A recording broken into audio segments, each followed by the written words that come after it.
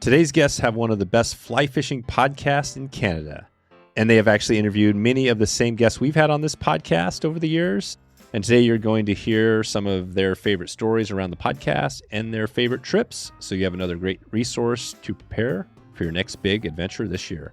This is the Wet Fly Swing podcast, where I show you the best places to travel to for fly fishing, how to find the best resources and tools to prepare for that big trip, and what you can do to give back the fish species we all love. How's it going? I'm Dave, host of the Wet Fly Swing podcast. I've been fly fishing since I was a little kid, grew up around a little fly shop, and have created one of the largest fly fishing podcasts in this country. I've also interviewed more of the greatest fly anglers and podcast hosts than just about anyone out there. Aldo and Mitch from the So Fly podcast are here today to take us into Southern Ontario and beyond.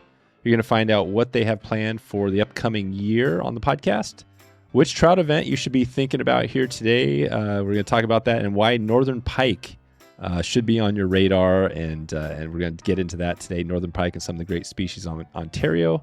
A little bit on Belize. We're going to get all over the place today on this one, so hope you enjoy. This one is also going to be broadcasted on YouTube if you want to check it out. Let's find out how they do podcasting in Canada. Here we go, Mitch and Aldo from sofly.ca. How you guys doing? Very well. How are you? Doing great. Thank you, Dave. Awesome. Yeah, this is really cool. We, I don't know if you guys have the episode, but it was a little bit ago, earlier this year, I was on your podcast and we talked about various things. We'll put a link in the show notes to that. But now we've got you guys on our podcast here. So we're going to talk, and you're kind of in the Ontario area. You guys have a bunch of great episodes. I'm not sure. I think you guys, what are you at? Over 150, right? Getting towards 200? Yeah, we're getting up there. We're like 181, 180, something like that. 180, yeah. We just did 180, yeah. There you go. What do you guys think? Do you have a goal where you look at, you say, man, I want to get a 500. I want to get 1,000. Honestly, 200 for now has been the goal for a long time. And then we're going to quit. So, yeah. No. I think it's next. I think it's going to be in like September we hit it. End of September we hit 200. So we're going to go crazy. Yeah. Amazing. Do you guys do anything special when you turn over the century mark? It's for us, like nobody cares, but like we like did a show and we do it. I think we did a giveaway for 100 and maybe for 150 we did something, and then me and Aldo go out and get cocktails. There you go. Pretty much, yeah. There you go. And are you able to, do you drink on the podcast? I know occasionally, right? There's no problem with low alcohol there. From time to time, we've had a couple beer friends come in and out, and we've been happy to partake in their beverages during a show, but yeah, for sure. Yeah. More so in the early days than kind of now. Yeah, lately it's been a lot of green tea and coffees and stuff like that. Yeah, gotcha. Nice. As we approach 40. As you approach 40, right? Exactly. I know that's the funny thing about this is that it doesn't get any easier. You know, you can't stay up all night and get ready for that trip and sleep 2 hours and then get on the road right anymore. It's not doable. Oh my God, I know. The excitement is the same, which is cool, but I feel you. Physically, it's like, geez. It is funny listening to some of those early episodes. We're just like, our first sponsor was a whiskey brand. Oh, it was? Nice. So, because I come from the hospitality world, and I was like, I think we could probably get one of my suppliers as a sponsor. and yeah, so it's funny to mention. Yeah, we used to always start the podcast with, what are you drinking? Was how we started it. Yeah. It was like a theme, man. Yeah, totally. What's it been like now? I mean, you've got 200, you're looking out at 200. How has this been? It's been what, at least a couple years, right? Oh, it's been a long time. Dave. We started this thing in 2015 is when first had this idea to do something in fly fishing, do something creative in fly fishing. And that's when I met Yilma, who was the third host, who quit recently, Yilma. And we're very mad about it. Really? No, not at all. No. It's totally cool. But yeah, we started it dreaming this up in 2015, and then in 2016, January something, we did the first episode. So it's been almost 10 years, and yeah, I would say the excitement and the energy is still very high. It's such a good time to do stuff like this. Like the creator world is just blown up in that time frame. I would say even in the last 4 or 5 years, it's been all of a sudden now, my nieces and nephews are like, I want to be a creator when I grow up. And I'm like, that is so weird to even think about. So I don't know, right. There's so much excitement around just being creative and doing stuff very grassroots, DIY kind of stuff. So, it doesn't feel like 10 years. Well, I think too, you and Yilma our creatives on a day-to-day basis. So it was cool to like, get back into storytelling and do something for us and not for a client, and actually get to say ideas and make them happen versus like in advertising, most of your ideas die. Yeah, right. So, it's cool to have like a side thing, Yeah, you guys, I mean, that's pretty amazing. Yeah, 10 years and you guys have been going strong. You've pretty much, I think you do episode every 2 weeks now, right? Is that what's been going on for the last few years? Yeah, since COVID. Well, before that. Was it? I thought it was like the lockdown. We were like, well, we got nothing to do now. Let's double up. No, the lockdown was when we did one every week. Oh my God, that's right. Oh, you did? Yeah, we did one because we had nothing to do. How did that feel when you guys did every week? Was that a lot more work? Yeah, it was. I mean, I don't know. Like, I can't speak for Mitch, but it felt like it filled up certainly my time, which was nice. But yeah, it's the two shows a month. It's a nice balance. Yeah, we've hit a good flow. Yeah, pretty shortly after I joined on. Yeah. Which was, I was a guest actually on episode 17. In 2017, right? 2018? 2017, yeah. It was episode 17, 2017, and then Mitch asked me to join as a co-host, and we've been friends ever since and working on this ever since. It's been awesome. Nice. Well, I want to talk today. We're probably going to touch a little on Ontario. We've done a number of podcasts in your neck of the woods. In fact, I just had one on that one coming. Alex Parks is coming up here. Oh, great. Yeah, new fly fisher, right? She's awesome. So that's coming up. We're going to be, actually, that'll probably be out by the time this goes live. And it just seems like Ontario, it seems like a hot spot to me. I mean, actually, when you think about it, you're pretty much right in there with the U.S. It drops down. You're at the same latitude as Michigan, New York. It's not like you're I said that to Alex, you're not in the frozen tundra. You might not have the same trout, but you guys have a pretty good climate. Talk about that. Do you guys get out fishing a lot more in Ontario, or do you try to get around the country? We do a lot of fishing around Ontario. I mean, like that was sort of just like when we started the podcast, it was like, like our province is huge. Like you're saying, you can be in Southern Ontario and experience something very different from when you're really far north, 12 hours north. It's a very different beast. But we've traveled all over the world. And I mean, Aldo, you love recently the saltwater thing over the last few years. Really taken to that. I mean, it's awesome. But a ton of Ontario, but I would say kind of everywhere we can get to. Yeah. Well, I think the cool thing about Ontario too is, like you were saying, we do have a lot of multi-species opportunities here.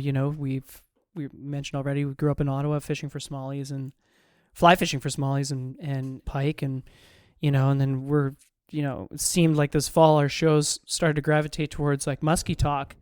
And, a lot of the commercial, even like the gear guys, if there's any kind of guiding that's happening in Ottawa, it's definitely for muskie. So we're kind of like, we're kind of blessed in that regard. But you've got carp, you have every type of trout. And, even Ontario's got a saltwater coast, So, which you kind of forget, which is like James Bay and Hudson's Bay. And so you have like sea run brookies and char and stuff, and which is something that haven't done yet, but we'd love to do. We have gone up to the James Bay watershed before to fish for pike, but there's a lot to explore here. And there's not a whole, aside from Toronto, it's a huge city, but it's a sparsely populated province once you get far away from the border. It is. How far do you have to get outside of Toronto before it feels like you're remote?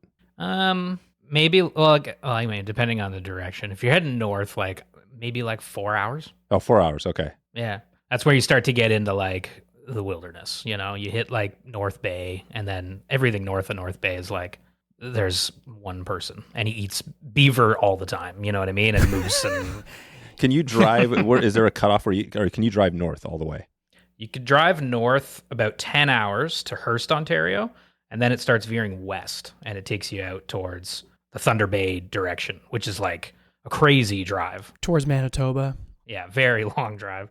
But yeah, you can go quite far north. And then from there, you can hop on bush planes and fly to the ocean. We actually this summer went to a lodge called Old Post Lodge, and Pickle Lake is where the airport is that you, and then you drive and boat into the lodge. But the lodge isn't on Pickle Lake, but Pickle Lake is the end of the road in Ontario. Yeah, it used to be like the furthest you could drive in Ontario. Now there's like a mining road or something that goes a little further. But yeah, it was like the end of the road. But it's a great point, Dave. Like it is actually a lot of it quite accessible. And especially if you have a canoe, there are thousands of kilometers of interconnected waterways that you can explore and feel really remote. Pretty, like we said, pretty quickly. Yeah, that's awesome. Yeah, it seems like the challenge I always find is especially with the podcast, you got all these people you connect with. And every time I do a podcast, like, I want to go there. How do you guys balance that? Do you have that same challenge where all these people, like, how do you choose where you're going on a trip and all that stuff? Yeah, we always have that reaction. Yeah, I know. We have like somebody on, we're like, let's go there now. Right. I don't know. Like, how do we decide? I mean, I suppose it depends a little bit on opportunity. Sometimes we meet people that through the show that are like, you know, really, really want to like host us. They're like, come stay at my house or something, you know? And it's like, that sounds like it could be kind of fun, you know? So sometimes these opportunities just kind of present themselves. But otherwise, yeah, Aldo and I have like a huge list of like, every year we're like, maybe we'll go to Alaska this year. And then something else comes up and we're like, well, let's just go do that. You know, like there's so many places to go. I think the best way to answer that for me is like the example of what brought us to Texas the first time in redfishing. Mitch just happened, I think this was like years ago, and Mitch mentioned on a podcast, like, I really want to go catch a redfish. And one of our listeners was a guide in Rockport, Texas, and he emailed us right after he listened to the show and was like, come stay at my house. Nice. And we were like, okay. And we just flew, we flew ourselves down there, and he was so kind to host us and pull us around the flats, and they were cool. awesome. And that was like, you know, something that, you know, we'll never forget. It was an amazing trip and an amazing fishery, and kind of both of our first real saltwater poling skiff experience. And yeah, it's a good question because it does come up, and we try to say yes as much as we can. That's definitely part of our brand. You know, but it's cool. Like, it's cool getting to, but you're right. It's like there's so much to do, and you keep meeting people, and especially after a podcast, you know this. Oh yeah. You're like, you're all fired up. This person's probably really stoked on their fishery. And so you get excited and you want to go see that. Yeah. And I find that, yeah, you resonate with some people even more, right? We had Chad Johnson on, you know, down in Arkansas, and I had him on, and it was just instantly after the episode, he blew us away with all the content, but then I kind of made a connection with him, and I was like, man, this guy seems like it'd be a lot of fun to fish with him.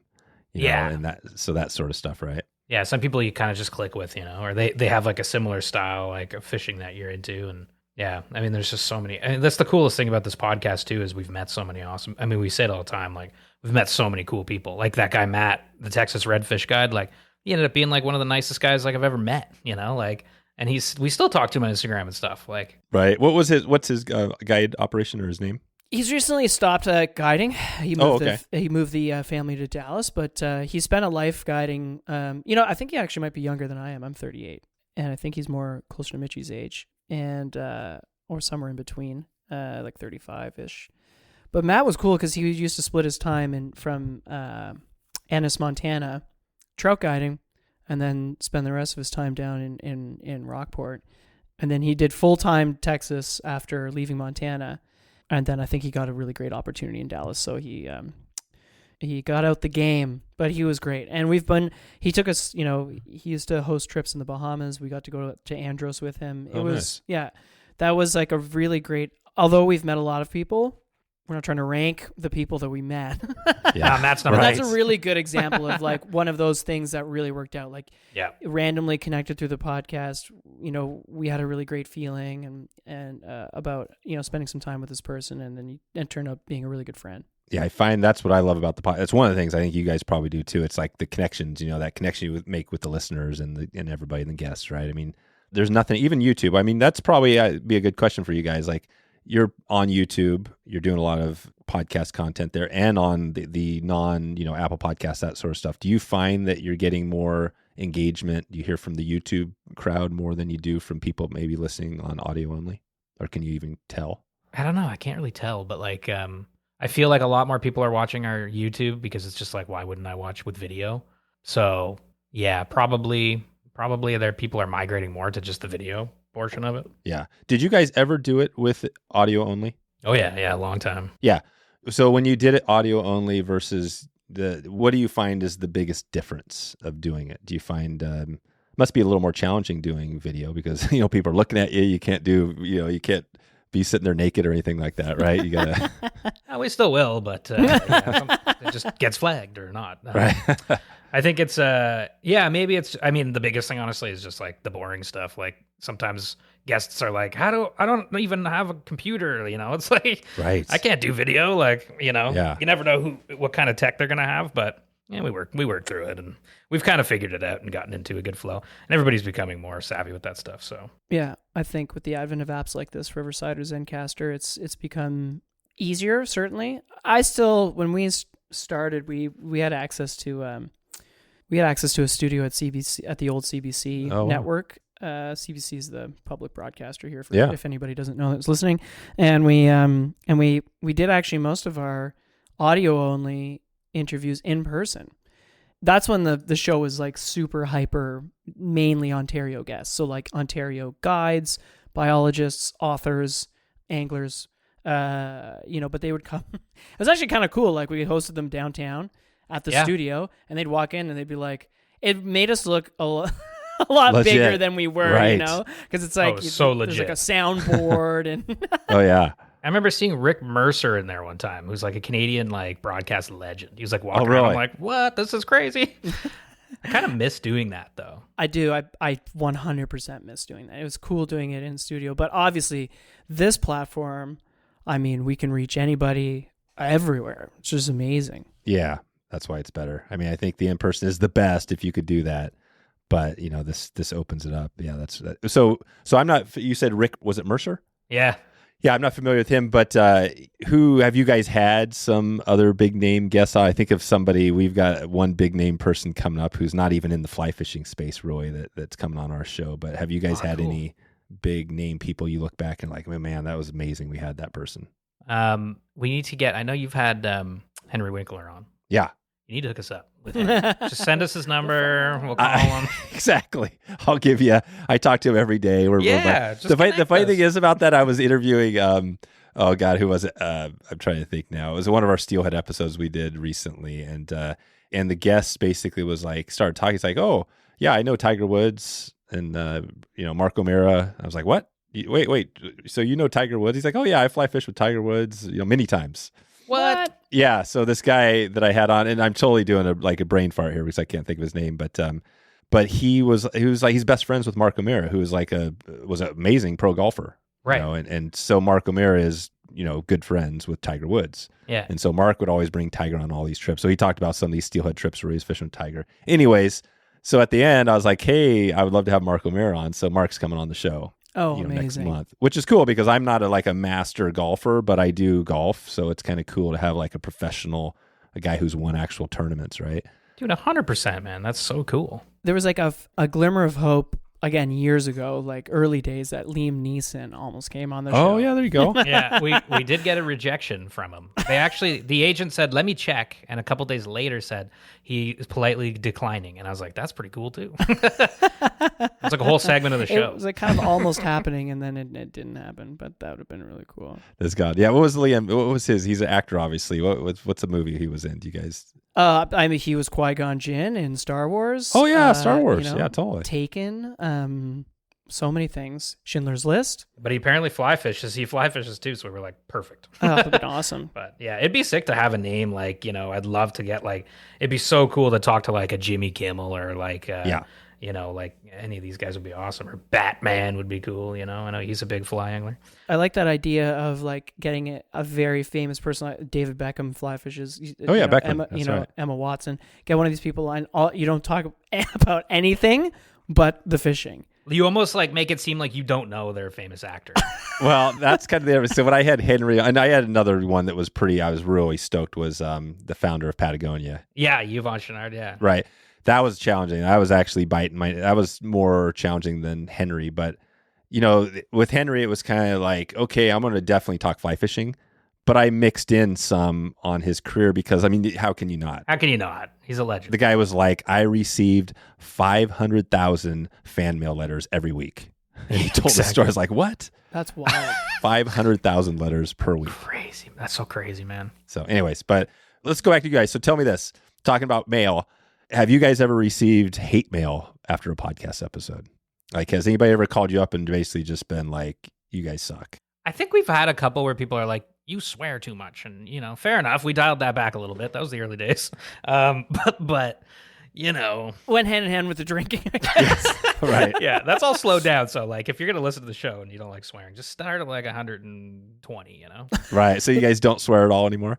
No, we swear, but we definitely don't swear as much as we used to. That's for sure. But I mean, like, other than that, we haven't had too much. Like, I mean, you know, we get a lot of like comments on YouTube or Instagram or stuff like that of people like, "This is the way to do it" or whatever. And it's like, yeah, fair enough. Like, whatever.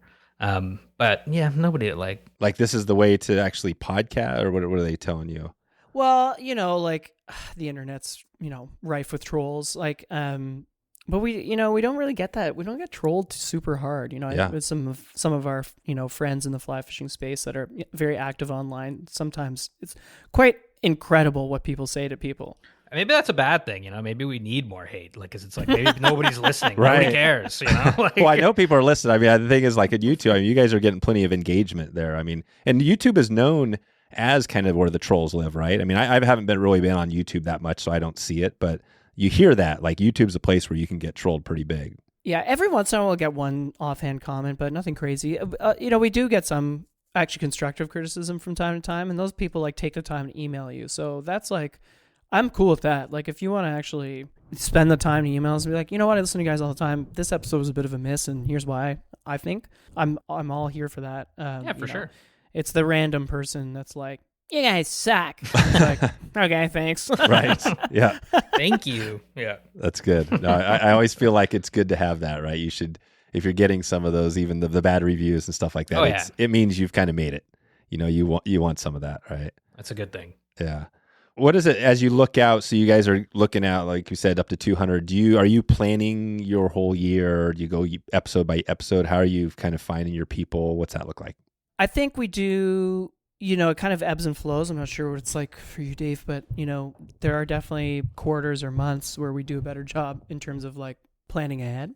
Sometimes it gets a little last minute, or sometimes people cancel because they're busy, or like Mitch said, the tech doesn't work out and all of a sudden you're scrambling to put a show together because this person's Wi-Fi doesn't work, which is totally fine.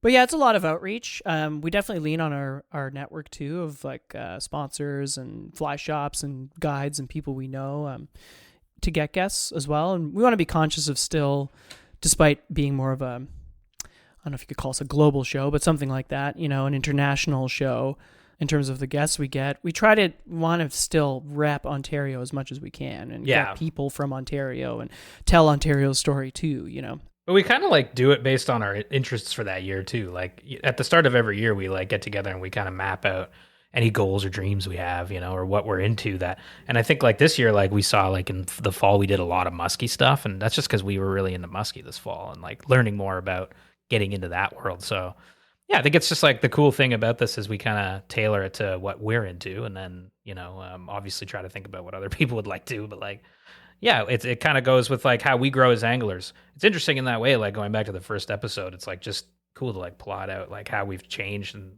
what we've talked about, because it really is a reflection of just like our lives over the last decade, you know, like we've traveled, where we've gone, who we've met, like, so yeah, I don't know. It does ebb and flow. And then, yeah, when it, like Aldo said, when it comes to like, how do we plan? We've been doing a lot of batch recordings, trying to like get stuff in the bucket, because when people cancel, you're like, you know, like we still got to do a show. Right. But yeah. Plus, you know, this is not our full-time jobs. We have a full-time job. I mean, it takes up a considerable amount of hours, as you know, more than more than anyone. Yeah. No. But yeah, we, you know, like Mitch is a creative director, and you know, I'm on my own business, and yeah, we do this. I hesitate to say on the side, because it definitely doesn't feel like it's on the side, but in tandem to our other professional lives. Yeah. Right. And you guys are editing. Who does the editing? Both of us. Both of us edit. Yeah, we kind of do it all. Yeah. Although when we do videos, Aldo shoots more. I don't really shoot that much, but I'm kind of just hanging around. But then, yeah, we edit stuff. Yeah. What do you mean by shoot when you do the videos? Yeah, like actually operating the camera. Oh, okay. Like if we're to do like one of our like on location, you know, like trip videos, not so much the podcast. Yeah. Mitch definitely takes the bulk of the podcast edits, and I'll take the bulk of our like social media or YouTube video edits. It's kind of like our division of labor right now. Yeah. Yeah. And what do you use for to edit your YouTube, the video? It's all Premiere Pro. Yeah. The Adobe suite is definitely what we use most. That's right. Nice. So you guys are, I mean, it feels like you guys kind of, you're in your groove. You got it dialed. as you look out, what do you think? What can people expect looking into 25? This is a good time because right now this is probably going to go live early January 25. How does this year look for you guys? Are you excited about anything coming up here? Trips, new podcast episodes? Yeah. We're going to Belize. Oh, wow. Yeah, really soon if you're listening to this. Holy so we're cow. stoked. Yeah, it's going to be fun. Yeah, it'll be a February trip for us, and that'll be great. We're going with a bunch of pals. We're DIYing, but also we have some guides booked. This will be my third time to Belize. Amazing. I went last year, and it was just so much fun, and we're going back to Ambergris Caye and San Pedro and stuff, and so I'm really excited to show these guys. I'm really excited for episode 200, to be honest. Oh, yeah. Yeah, I think, that's a huge milestone. Yeah. I think it's really, really cool, and I think, there was a lot of changes in 2024, like we're saying, our third partner, Yilma, left the show. Not for any bad reasons, just, it's been 8 years. Yeah, he just left in earlier this year. Yeah. January. January, okay. Yeah. And, we did a little mini rebrand. So I think 2024, although it was exciting. We got to do some really cool stuff. We went to some really great northern lodges. We fished a bunch around here. We threw a bunch of events. But it was a rebuilding year for sure. Like I said, we did a rebrand. We've been trying to clean up the back end in terms of our SEO and discoverability on YouTube. Same thing with Spotify. So it's been a lot of that. So we're kind of excited, or at least I am, to just execute, if that makes any sense. Let's, record podcasts. Let's think about the stories we want to tell and just keep building. We've amassed quite a great group of friends that are really talented photographers and videographers and stuff that join us on trips. Some of them fly fish, some of them don't. And, it's just cool doing projects with other creatives too. So yeah, that's kind of what I'm stoked for 2025. And of course, our annual Southern Ontario Trout Opener Social, which is a party we do in Toronto. Get ready for that. It's coming in April. Yeah, come on down. Yeah, when's that? Is that April, May? Yeah, April, yeah. It's the week before Trout Opener. And we do a big Trout Unlimited fundraiser. Oh, wow. But it's a cocktail it's so fun. It's so fun, man. Yeah. So what does that look like? What are you guys doing? Are you meeting out at a place? Or are you on the water? What are you doing? Yeah, we have a cocktail bar we set up at. It's an event space, about 150 people. Yeah. Have some wicked cocktails going. We've got tying competitions, and we have the Great Squirmy Wormy Derby, Dave. That sounds amazing. Whoever ties the fastest squirmy gets a day on the water with one of the guides. No in kidding. the area. Yeah. That's really cool. Where did this idea? Have you guys been doing this a while? This will be our 4th year doing it. It was Mitch's idea. He's like, we should just throw a party for trout. And we were like, yes. and one of the rivers we love and everybody knows of, and it's near Toronto, needs help because it's up against everything. And so it was like a way to raise money for that, which has been great. We've been able to do that just to help, fuel the efforts that are trying to protect and save the river. But also, I don't know, I was like, it'd be so sick if you're in Toronto, and you like fishing, you hear about some party to celebrate trout. I was like, I'd love to go to that. So it's and then we just found the way to make it happen, and and that was it. Wow. In 4 years now. And would you have a tip for somebody who wants to put on an event like that? It sounds like that's a lot of, fundraising, all that stuff. Was that something you guys had a background in? Yeah, definitely for event throwing. That's definitely something, part of my wheelhouse for sure from hospitality. We actually did, talking about feedback, somebody did reach out to us and was like, we heard about this Soto's party. And we did, so I think they were in Colorado. And they're like, we did kind of the same thing. Because our idea was part of the reason we wanted to make it a cocktail party is we wanted people we obviously knew we could draw a fishing crowd. We wanted a non-fishing crowd too. Or if you had a brother, sister, a boyfriend, girlfriend, whatever, that they could come and be interested in this too. So we've got we've got the event space is perfect because it's a big bar area, but then there's a huge open space in the back where all the booths get set up. So the Clean Water Initiative people, Ontario Streams set up back there, the fly shops back there. So if you want to engage in the super fly fishy stuff, it's there for you. If you want to just hang out at the bar and have a drink and chit chat and meet people, that's there for you.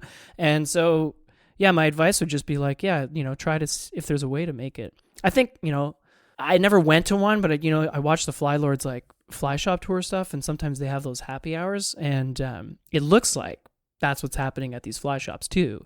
And so I think something like that just kind of, we all as humans, whether you fish or not, like hanging out and have a good time. So you don't have to overthink it. So just see how you can facilitate a good time then. And shout out to Nick Kennedy, Civil Liberties, third place. That's where we do it. Who donates the space because it's a fundraiser. So it's like, if you're in your area, could go to a brewery or whatever and just be like, hey, can I do? I'm sure they would say yes. You're just bringing them business, right? So it's like, right. There's so many ways to just, if you want to make it happen, just make it happen. You can figure out ways to do it. I find when you always attach yourself to a charity, people are willing to, like, our sponsors definitely, we throw a massive raffle, and our sponsors like Reddington and Chums and Costa and stuff, they're always like, give us a bunch of stuff. So, because the idea is that every dollar that we, like, everything we sell at this party goes right to the river. We don't, like, keep anything. And, like, the less that we actually have to pay for, like the event space, for example, the more that gets, that's the more that Trout Unlimited sees. Amazing. But yeah, that's 2025. We're pretty stoked for that. Nice. That sounds awesome. What else you guys got coming looking out at 25? Any episode-wise? You got any guests that are on your radar you're thinking about you haven't had on yet? I would love to get Andy Mill on the show. I've been listening to a lot. Again, Mitch mentioned I'm really kind of saltwater crazed these past 3 or 4 years, and I've been consuming his podcast constantly, and I just think he's a cool dude. His podcast is the Millhouse podcast, right? The Millhouse podcast, yeah. What do you love about the Millhouse podcast? I think part of it is this, like, Floridian mystique of, like, an air, like, if you ever watched the, film Tarpon. Oh, yeah. 1967, there's this, like, Hemingway-esque, aura around the Keys that, I think lives on in some of these people like Andy Mill and certainly Flip Pallett and Tom McGuane and all these people. And because I didn't grow up in that or live through that, it just makes me so interested. I've traveled to the Keys prior to even wetting a line there, and I just think it's such an interesting place. Like, Key West is such an interesting place, and Isla Morada and all that stuff. And yeah, it's a lot of history there. It's really interesting. And when he has people on the show, they just start talking about that area. It's just really interesting. I mean, it is. What is the name of that thing that, there was a book written about it, the collapse of the Tarpon and that whole thing that happened. The Homo Sasa? Yeah, that whole thing. And again, I'm terrible today because I'm drawing a blank, but we had the author who wrote that book on. He told the story about that whole thing. Monty Burke. Exactly, Monty Burke, yeah. He's the man. Right, which is crazy. But yeah, it is an interesting story. Is that what you were saying, Mitch? You're thinking, are you on the same thing? Is that what do you have podcasts that you also listen to, other podcasts? Yeah, I have a bunch that I like listen to that aren't fly fishing related, but Andy would be really cool. I think there's just something in, like, there's something about going to a place where there's like a storied past. And like when we all fished Florida Bay, and Benny, the guide, was like, who's a legit, I'd love to have him on the show. But like, he's like, this is where saltwater fly fishing originated. It suddenly makes fishing there so much more special because you're like, oh, okay, I'm fishing in a place that's like, there's a vibe, a feeling here. And I think the same is said for like having someone like Andy on the show would be so cool because he's just spent so much time on the water doing something that we are kind of like interested in. And it's, like the whole salt fly thing is so different from what we grew up in.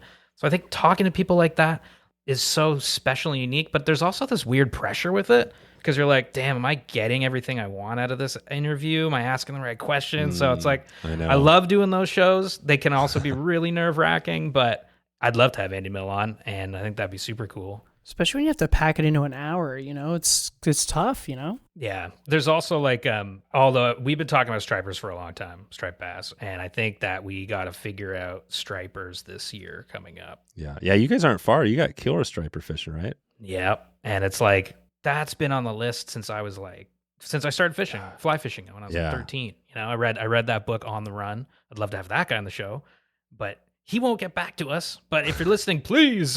Monty Burke's actually friends with him, and he's like, I could get him on. And I'd love to talk to him. But there's also this other guy, Peter. His last name is Kaminsky.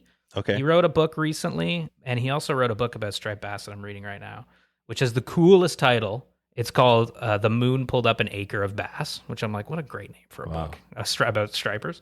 So I'm reading that, and I'd love to talk to him. And he had a book recently out last year. I think that was making headlines. But so yeah, some authors. Andy would be great, But then I think we just got to go striper fishing. I think we got to do that a bunch. Pescador on the Fly offers a full spectrum of fly fishing gear for any angler and any budget.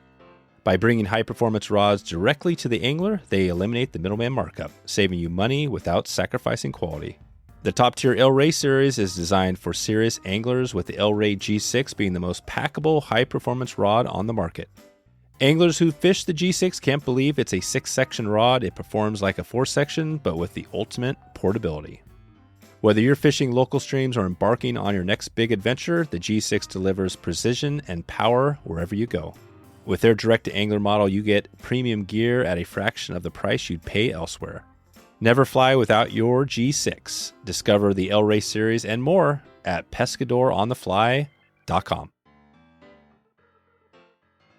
Well, it sounds like, the Belize is on your guys' radar. What was it like going to Belize for that first time? Was it different that you've been there a couple of times though, right?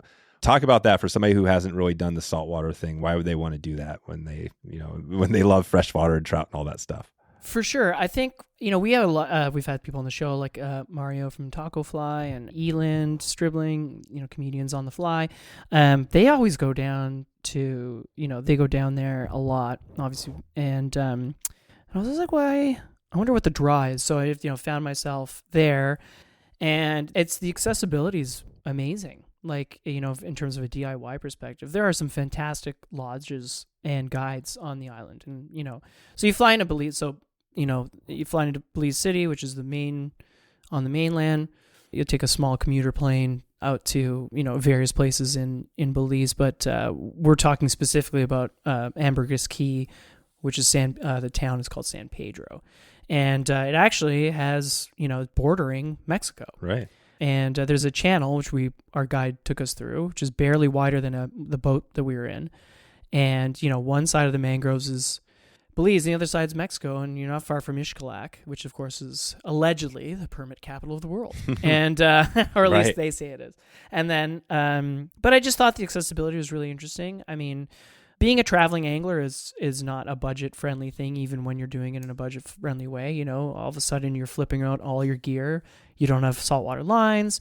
Maybe you don't have 8 weights. Maybe you don't have 10 weights.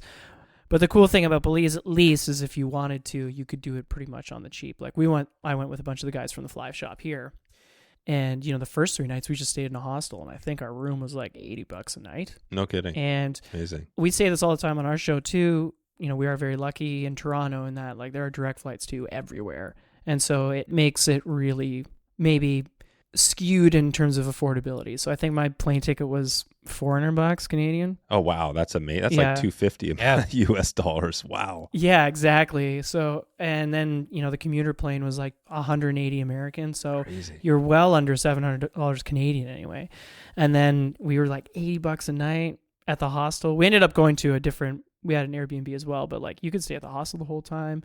And then if you never got a guide, you just need it's a golf cart island. You just rent a golf cart. Yeah. Could you do that? Do you think somebody can go down there without a guide and have good success or have some success?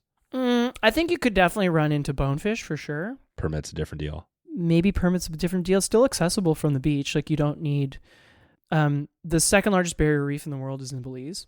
And a lot of that reef breaks on the eastern side of the Ambergris Caye.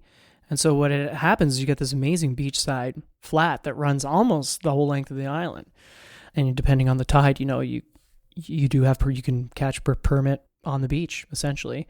You can certainly access the flats right from the beach, which is great because you don't even need any kind of watercraft. So in that regard, I think, yes, you could probably have more success in other places. Like someone was asking if they can DIY Andros. I'm like, you could, but it'd be way harder. Oh, it would. Yeah. Because you have to boat around. You have to boat to some of these flats but I think that's why Belize was so great, was just like, you fly there. The other thing that I wasn't expecting, just being so close to Mexico, I was expecting everything to be Spanish, but it's a former British colony. Everything's English. Oh, there Everything's English. The money has a queen on it. It's like, yeah, right. Not really.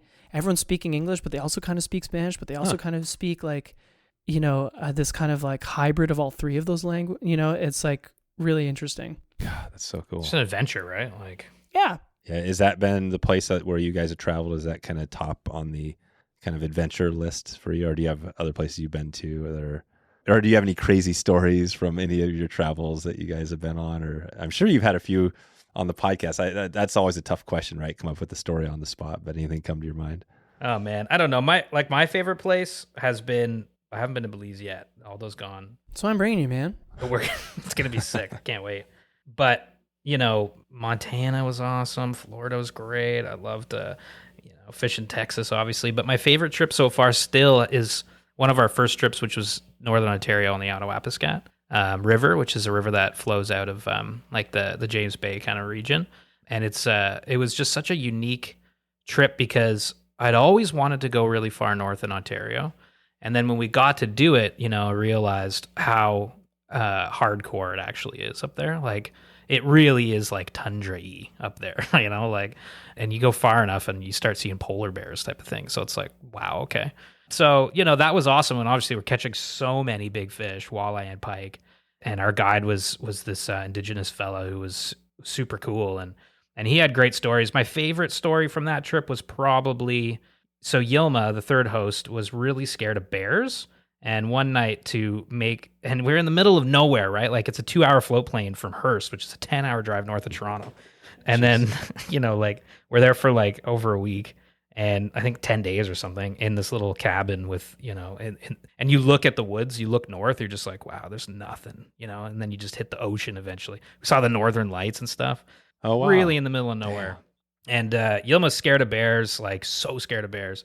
And Norm was like telling us a story. He's like, one time I was up here sleeping in the middle of the night and I just hear thump and his door busts open and a bear walks into his cabin. Wow. Norm's like, oh man, and grabs his shotgun and he shoots the bear in the butt and the bear runs off.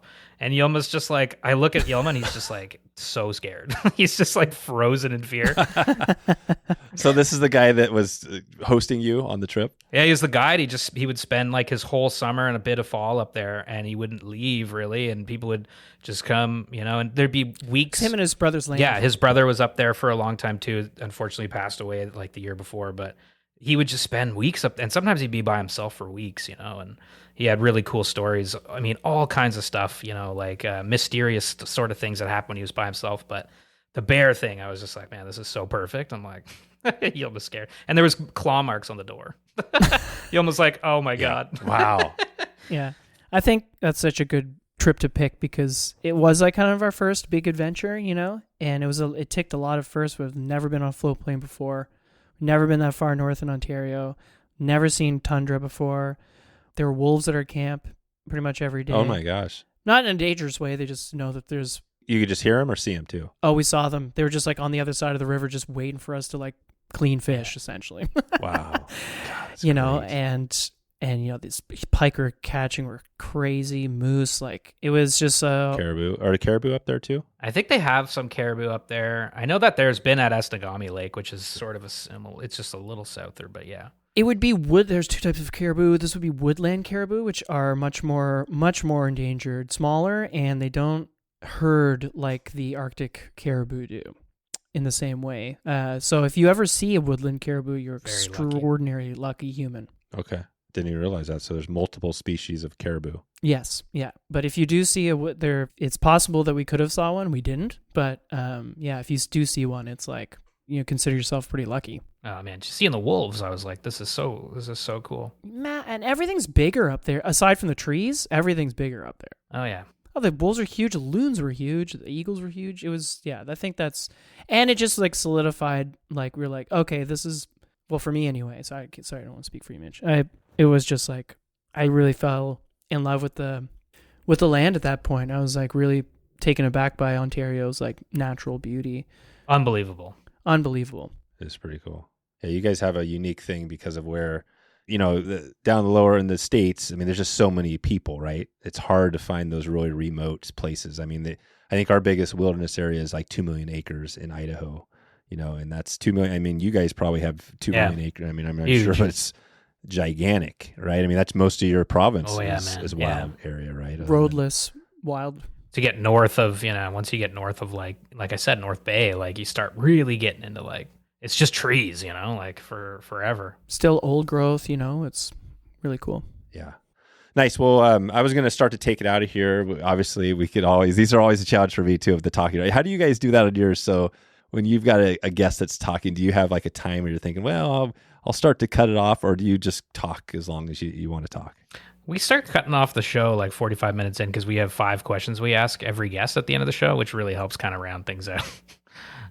So yeah. We've definitely become in the last year more focused in terms of like what we want our topic to be. Whereas like before it was like a little bit more generic. Now it's like, oh, we're having this person on for this specific reason. Yeah. Get a bunch of stuff out in the intro and then, try to make, if somebody's listening, we want it to be the best, piece of content it can be, what we would want to listen to. So constantly trying to improve that, like it's an ongoing thing. But if you listen to one of our episodes from like 70 or 60 or 50 and you're like, that sucks, it's like, try 170 and trust me, it'll be better. I hope. Just give us another chance. Right. Actually, I have this question for you, Dave. Do you ever struggle with keeping your back catalog on like in the world? It's not that you're not proud of it, but like Mitch said, it's like... You mean keep it going, or you mean just like I'm worried that people are going to listen to it? Just like if somebody finds the SoFly podcast and they listen to episode 1, I don't know if they're going to listen to the SoFly podcast. No, I don't. I kind of look at it more like I think it's cool to just let people go look at it. Because I remember when I was starting out the same thing, and I've learned from a lot of people, podcasting, business, all this stuff. And I feel like just transparency is really cool. And the first guy I ever learned from was Pat Flynn, Smart Passive Income, right? He was my first online mentor guy. And he's just a super transparent guy. He like did his income report on his website back in the day. And that's how I learned about online business, was from this guy. It wasn't spammy. It wasn't a guy trying to take your money. It was this really, so I always feel like being open about that. And then that way because I want more podcasts, you know what I mean? Like, so if somebody's new, I just say, hey, we all started from square one. First episode was terrible. And you go listen to mine, and now you can see where we are, right? So I feel like that's my take. That's ours too. I was just curious because there are some times where you're like, but then you're like, whatever. It is what it is, Like we did this thing, we put it out, and that's what it is. Like take it or leave it. I don't care. We wouldn't be here if we weren't there. Yeah. Well, I was going to start in our own little takeout segment here. I was just thinking one question I love to ask is about podcasts, and I'm looking at one now. I'm going to give my favorite or new podcast I have, and maybe you guys think about one here. So and this is the way a lot of people learn about our podcast, right? Yeah. Word of mouth. That's still to this day, right? So somebody told me about this podcast called The Knowledge Project, and this guy, episode 202, I just started listening to it, but it sounds great. Matthew Dix, and he's a storytelling expert. So if anybody wants a little feedback on telling a good story, and I was just listening to a little bit about how to tell a good story, and there is some, I feel like podcasts work so well because you just have to be curious.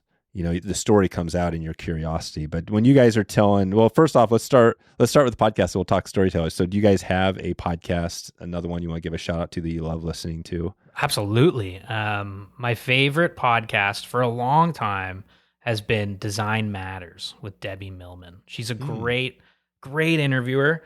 She just has this like pacing about how she talks to people that I really appreciate because she pushes the conversation forward. She remains curious, but it's almost like when they're done with something, they just move on very easily. Like, I don't know, there's just like, she's just done some great episodes with people and some interviews on there that are I just love, the conversation. I think that's the great thing about podcast is like, it can be really obviously great, inspiring conversation. And for myself, when I'm driving a car or something like that, it just sucks me in. And you do leave feeling inspired. And I think Debbie's show does that for me pretty much every time. So shout out to Debbie. She also did the original Burger King logo, and it's so much better than the new one. So, right, there you go. Awesome. All right, I'll check out that one for sure. Aldo, how about you? I've been a fan of Pivot for a long time, with Kara Swisher and Scott Galloway. The name is like, they must have started it during the pandemic. They didn't. Just Pivot became a word that we all, ubiquitously used. But yeah, it's a look on business and tech and how tech changes, business and well, not just business, but like our everyday life and world and stuff. And I always find them really engaging because they're not, I don't find that they're talking down to anybody, and even if I don't particularly grasp a subject, I feel like by the end of it, I kind of know what's going on at least enough to want to go look into it, which I think is also makes for a really great podcaster. If they've piqued your interest enough that you want to follow up on your own, I think that's a big win for for a host. If they're like, wow, that little bit of whatever I just listened to was really interesting, I'm going to now go look into this. So, yeah. That's awesome. Yeah, I think that, I mean, I think we're in the same ballpark. Obviously, you guys love the podcasting. What is it about the podcast? You've got the guest. Is there, I mean, we haven't gone into your backstory. Maybe we could follow up with you guys at a later point on that. But what was it that got you, where did it come from? Where did this idea going back 2015, 2014, where did this idea come from? So the first podcast I ever listened to was the Ricky Gervais Show. Oh, yeah. With Carl Pilkington and Stephen Merchant. And it still is one of the best podcasts. Is it still going? No. That it ended a long time ago. But like, I will go and listen to those episodes to this day and like crack up or quote it to my buddies. Like, it was just such a good podcast because it had such a good idea and it was hilarious, obviously. And I always loved radio, you know. I think radio was really, I used to listen to like CFRA, which was like our AM radio in Toronto or in Ottawa growing up, and just listen to people blabbing on about whatever. Yeah. There's just something kind of like nice. And I think that's partly why I miss doing the shows in person in kind of a dimly lit room where you can create this kind of vibe that is like, you break down kind of walls and you sort of say like, let's just cut all the BS and talk like people and have in conversations sometimes that are a bit magical. It's kind of the same reason I got into cocktails, to be honest. Like, you can sit down with someone and have a cocktail or two and have the best conversation ever and leave feeling really good about yourself, you know? And some podcasts do that for me. And I think hosting is the same. Like, we do some shows where I'm just like, that, whether people listen, doesn't matter. Like, for me, that was really gave me something that just felt really good, and I want to do more of that. I want to listen to more of that. So yeah, it started just from that kind of, I like talking to people, and I think conversation can be really fun and inspiring. And at the time, you know, when we started SoFly, it was like, what should we do kind of thing, and it was like, well, this is the perfect timing, you know, because we just had like this band of personalities, you know, Yvon, Aldo, very, very great personalities, kind of putting a microphone in front of and just like see what happens, you know. So yeah, but I would credit it all to the Ricky Gervais Show. What a great podcast. There you go. Check that one out too. Yeah, so good. Right on. And then quickly on, so the name, the SoFly, for those that don't know, what does SoFly mean? What is that to you guys? Yeah, that was like Yilma actually had that idea, and he sent me a text when we were trying to think of a name. And we met up at a Irish pub, McVeigh's here in Toronto. And he's like, SoFly. I'm like, that's so sick. And obviously SO also means Southern Ontario, which is where we're from. So it's a bit of, kind of worked on a bunch of things, but I think it was just fun. It felt like more approachable, and like we weren't trying to take ourselves too seriously, but like, you know. Like, I'm so fly, like you're so fly. Yeah, so fly, you know, like just having fun with it. That's the other thing too, you know, like, well, maybe dating ourselves with a name like that because it's like, oh, we all listen to 90s hip hop. Yeah, for sure. And it just sounded, I don't know, just sounded good. That's right. Which was a good time, right? What was your 90s hip hop? You got one. Who's the band, the person that you're loving?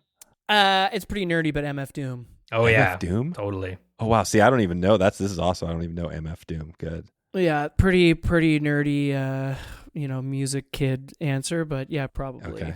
MF Doom. Yeah. Right on.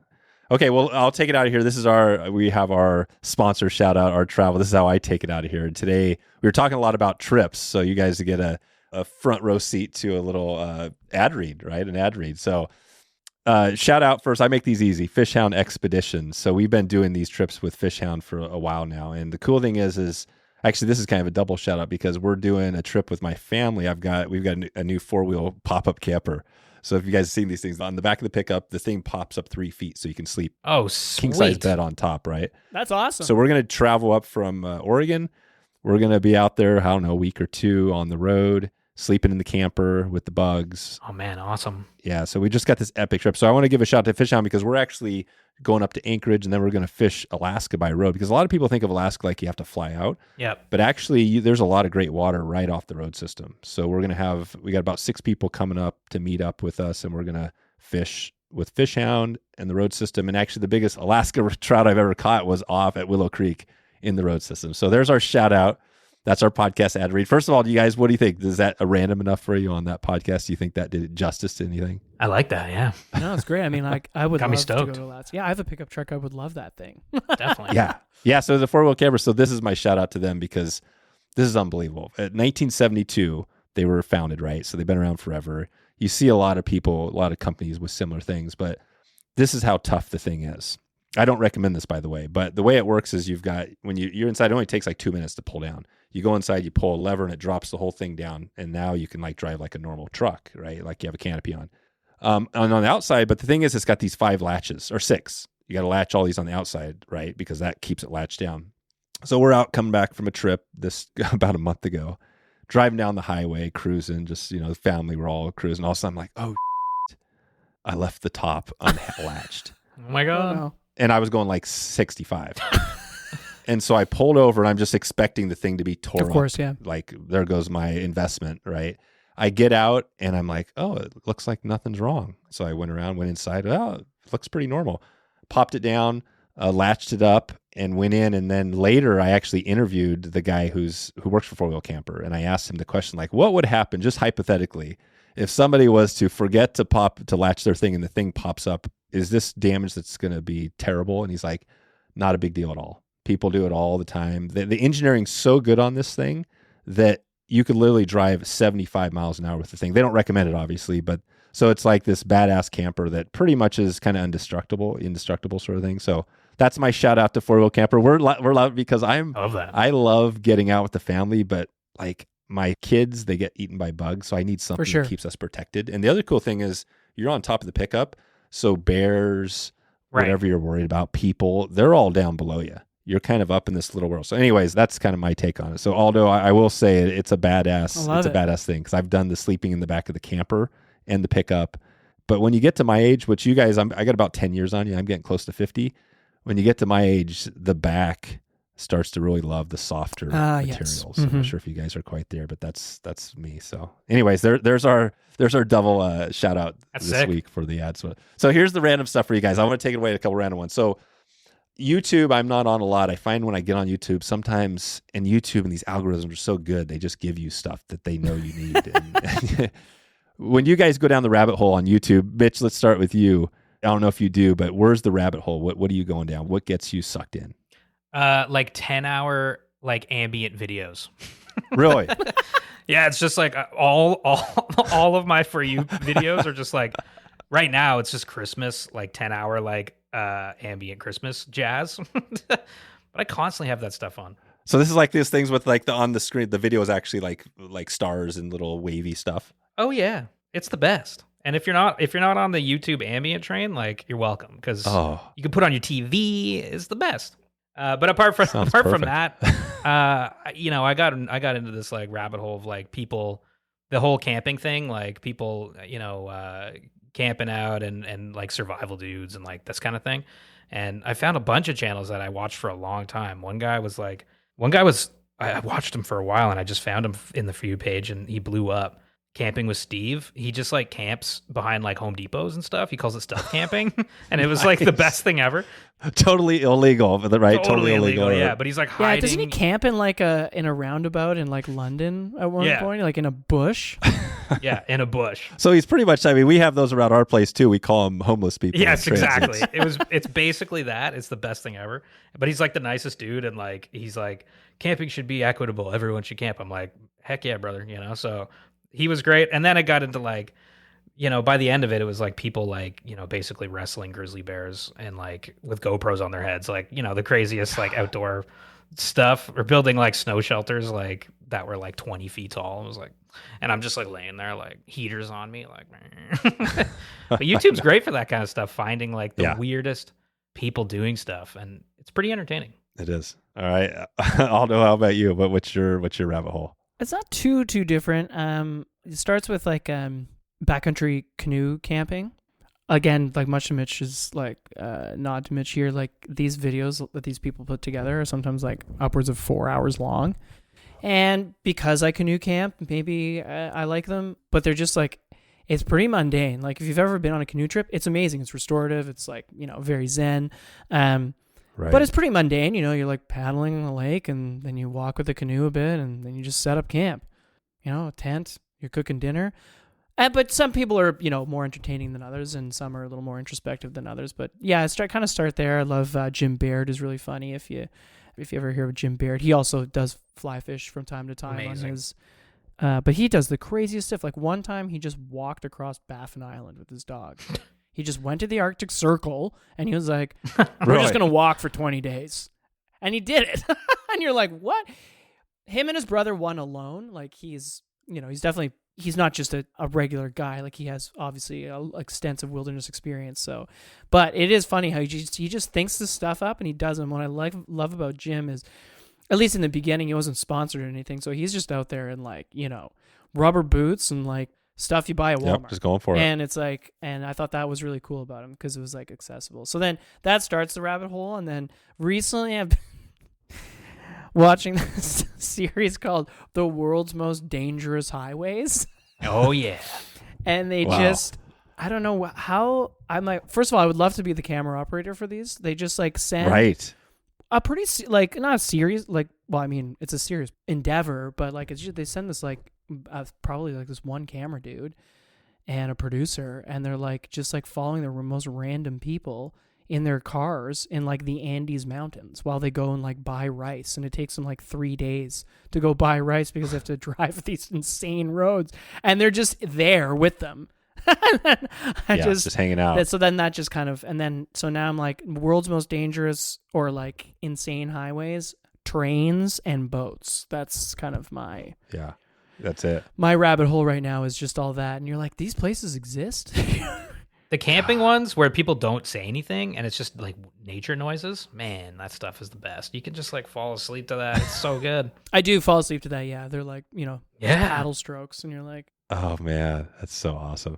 So that's going to be hard to beat, but I was kind of just curious as we were taking it out of here. What's your podcast app when you guys are listening to podcasts? Do you listen on like Spotify, Apple, other podcasts? I listen to it on Spotify. Same. But I know a lot of people too. like Apple, but I love Spotify. I got no qualms. Yeah. I like Spotify because, well, I guess Apple has music too. They have the music too. I just find Spotify is, I don't know. It seems pretty easy. Yeah. Nice. What about the politics, religion? Those seem to be the two. Conservation. Are there any topics you guys try to steer clear of? Is that kind of like a guide trip, right? You don't talk about politics, religion. Have you ever had anything pop up on the podcast that, you kind of got into a deep conversation about some random stuff? I don't think we have, which is good because hey, like if people want to talk about whatever, we'll talk about it. But yeah, you let them talk. Do you just let your guests talk? I mean, if they're on a subject, like sometimes there's probably the fact checking thing, right? Like what if somebody said, and actually we had this happen to us recently. I interviewed Heather Hodson, who was talking about a totally different subject, but she brought up the Dun magazine, the fact that it was actually closed down. Oh. Like there is no Dun magazine. I was like, oh wow, I didn't know that. And then Jen Ripple emailed me a week later and was like, hey, you need to edit your podcast because that's total BS. We're not closed. That's a pretty big slip. Yeah. Right. That's a pretty big slip. So I had no idea. Yeah. I had no clue. And I, of course, told Jen, like, yeah, I'll edit that, clean it up for sure. And get, get you on the podcast. I mean, well, here's another one for you guys. You're going to love this one. So this is a crazy story. And I'll just do it real quick for you guys because you'll probably have one of these. So Tom Bai, editor of Drake magazine, right, had him on the podcast. And he told this story about this synthetic medical marijuana grow thing down in, I think it was in Colorado or whatever. And it was tied in with conservation and stuff. Anyways, the people that were part of this grow, it was this gal and her dad ended up going to prison because they were literally like, people were like dying because they were selling this stuff, which wasn't marijuana, which was just a synthetic chemical. Oh, wow. That was, and they were selling it as marijuana. And so the people went to prison. And then later I was talking to, and so Tom aired that whole story on the podcast. I was like, wow, this is crazy. And the Dennehy Lodges, right, up in Alaska, they were I've known about them for years. Well, Tom said that how the owners of Dennehy was this person who went to prison. And I'm like, whoa, so they still own the lodges? And he explained about this. Anyways, it was kind of a crazy story. I'm like, wow, that seems nuts. Fast forward a few months later, I'm talking to, I didn't even realize it, but it was her husband who didn't go to jail, but he still runs the Dennehy Lodges. We were talking about some Stoffline trip stuff. And she, who was in prison, somehow heard about that her husband was talking to us. She sent me an email, a very scathing email, and saying like that episode with Tom Bai was total BS. Oh. He made up a bunch of stuff. I'm out of prison. What? I'm totally saved. I'm feeling better. And like, so that happened, right? So imagine you get that. Crazy. What is your response? So what I did was I sent an email back right away to, well, first of all, maybe what would you guys be? Do you want to hear my email or do you want to take a guess? What would you say to that whole thing when she gives you that email? I would just say like wrong address, sorry. I would just run. I know. Right. Am I tied up in the middle of, right. So, and it was a lawsuit. It was like there was a huge, they sued Tom Bai for like hundreds of millions of, right, something. Wow. That's Really? crazy, man. What did you say to this? Like, what could you possibly? So my email was this. Here's my response. I sent her pretty much right away. I just said, I can't remember her name, but I said, hey, Sue, wow, this sounds like a terrible thing to happen. I'm so sorry. I'm really great. It's great to hear you're out of prison and you're doing better. And I said to her, you know what? I don't know. I just let people talk. Yeah. But if you want to come on my podcast and share your side of the story, you have an open invitation. And she reached back out and she said, man, thank you. That's so amazing. Yeah. And it was like left it, and it was good. Oh, that's good. Yeah. That is good for sure. Yeah. I mean, that's a tricky one. Whew, yeah, sticky situation, that's for sure. Yeah. I know. So, but that's one of those things where you're in the middle. Like Tom Bai, I mean, I think is a great guy. Yeah. I trust him. He reported on a story, and then somebody else, Yeah. right? So, Hey, I mean, you're right. Like you have conversations with people, and it's sort of like, I mean, what can you do sometimes, right? Also, those are so like nuanced and esoteric. Like, Yeah. it's not like you can maybe even sometimes fact check, fishing Right. people's backstories. no, know, you like, can't. Yeah, some of these people, Google doesn't even, if you put them in ChatGPT, they don't even know the person, Yeah. right? You're interviewing these people that don't even pop up. Totally. It's not like it's, some famous person, which, so you guys, this has been great. I just want to leave this. We've kind of been, down the road here. I feel like I've had a great time. How's it been on your side being interviewed? Do you guys enjoy this? Yeah, it's super fun, man. Yeah, thanks for having us on. Like, it's been really cool to chat, and I mean, you're a great show, and it's just cool to get to talk to another podcaster. And yeah, thank you so much. Yeah, likewise. yeah, it's awesome. It's fun. It's fun. I mean, yeah, like we said, I think we all like podcasting and chatting and learning about each other. And it was cool that you came on our show and now we're on yours. And it's great.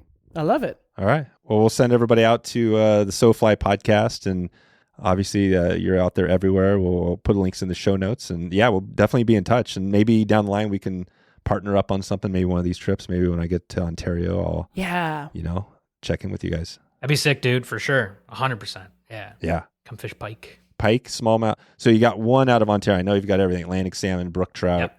Let's leave it with that. So one rest of your days, you can only pick one Ontario fish species to fish for. Aldo, let's start with you. Northern pike for sure.